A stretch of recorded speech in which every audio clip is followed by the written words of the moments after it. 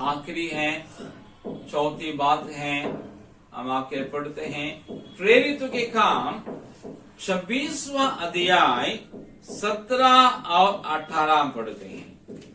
प्रेरित के काम 26, 17 और 18।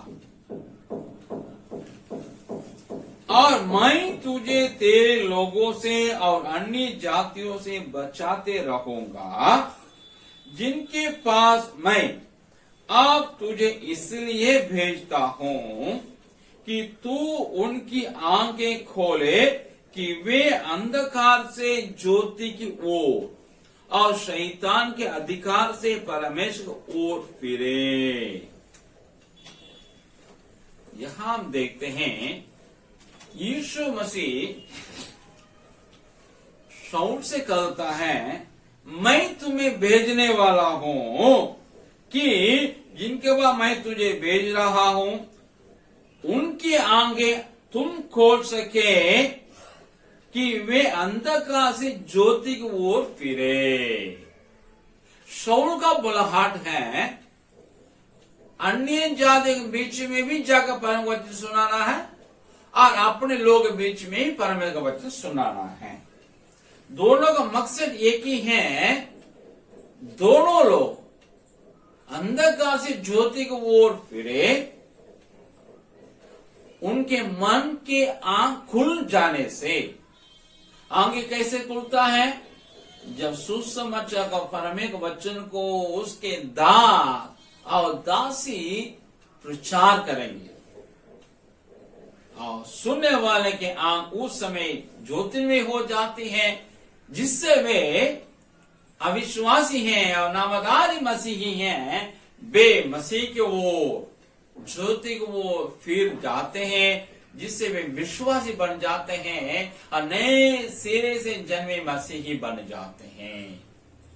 प्रियो, आपके मेरे जीवन में ज्योति लाना, हम लोग मन के आंखें को ज्योतिर्मय करना, यहोवा परमेश्वर से परमेश्वर वचन को पढ़ने, अध्ययन मनन करने से, जीवन में उतारने से और प्रार्थना करने से, साथ ही साथ परमेश्वर के दास दासियों द्वारा उनके वचन को गहराई से सुनने के द्वारा भी होती है।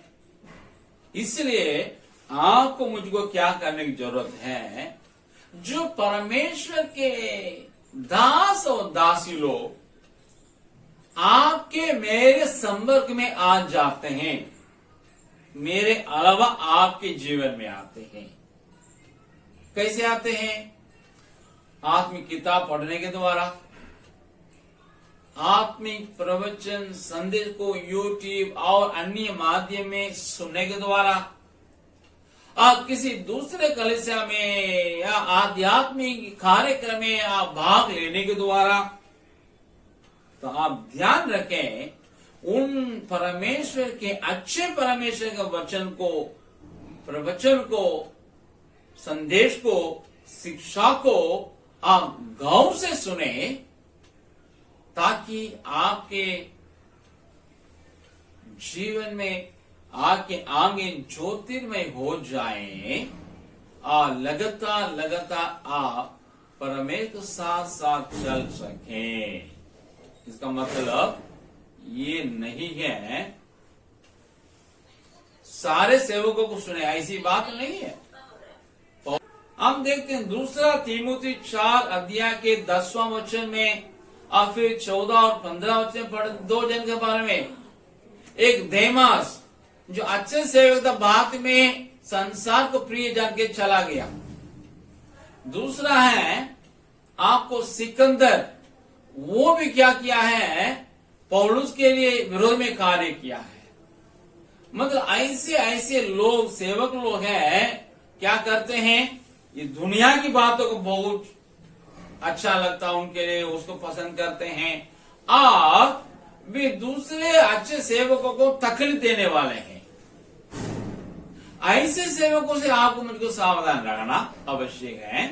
साथ ही साथ आपको प्रकाशित वाक्य दूसरा अध्याय 15 में लिखा है, फिर गमून कलीसिया के लिए यीशु मसीह कहता है, निकुलाइयों की शिक्षा पाने वाले या चाहने वाले या उसको अपने जीव उठाने वाले भी तुम्हारे बीच में हैं। मतलब प्रेरित काम 6 अध्याय 5 में देखिएगा, निकुलास करके एक अच्छे सेवक थे। बाद में जाकर के वो अपने गलत शिक्षा देने लगा बाइबल के। ऐसे भी सेवक लोग हैं, बाइबल के वचन को लेकर के अपने पेट पालने के लिए, आपसे धन उठाने के लिए, अपनी भलाई के लिए, अपनी उन्नति के लिए बहुत गलत शिक्षा देने वाले होंगे। उनसे भी आपको मुझको सावधान रखना है। जैसे शाऊल या पौलुस परमेक दर्शन के साथ आगे बढ़ा, वैसे ही आपको मुझको ऐसे लोगों के संपर्क में आएंगे, उनके शिक्षा को पाएंगे, उनके प्रवचन को सुनेंगे, तो हम उसे अपने जीवन में हमेशा उतारेंगे, ताकि हम हमेशा ज्योतिर्मय होते रहें।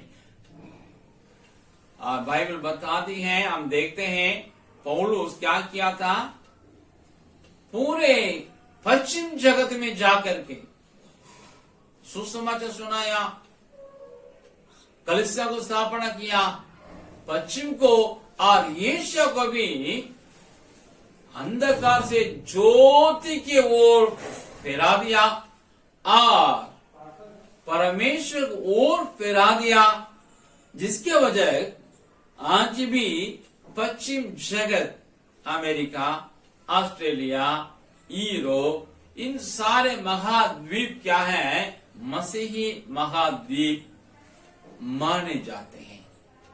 आज भी एशिया में जो क्रिश्चियनिटी है, ईसाईयत है, मसीहियत है, हमारा पौलुस का ही बहुत बड़ा एक भूमिका है। इसलिए हम देखते हैं ना कि वहां पे इफिसियों की पत्री 5 अध्याय के 8 में यूं लिखा है, वो अपने कहता है इफिसियों के देख करके, ये इफिसुस जो एशिया में था, तुम पहले अंधकार था पर अब तुम ज्योति हो गया मसीह में। जितने विश्वासी हैं पहले अंधकार में था और स्वयं अंधकार था। इसका मतलब हर एक अविश्वासी, हर एक नामधारी मसीही अंधकार है, और हर एक विश्वासी और नए से जन्मे क्रिश्चियन है ज्योति है। तुम याद रखें, हम हमेशा ज्योति में रहने के लिए परमेश्वर के वचन को सही सेवक लोगों के से सुने और उनके जीवन में उतारें। तो 5 बातें हम आपके सामने रखे थे। पहले, यहोवा परमेश्वर को थामे रहें। यदि आप अभी तक यहोवा परमेश्वर यीशु मसीह को माने नहीं, या तो औरों के साथ मानते हैं, आज सिर्फ उन्हीं को मानिए और उसी को थामे रखिए, आपके जीवन में ज्योति आएंगी, आपका अंधियारा उजाला में बदल जाएगा।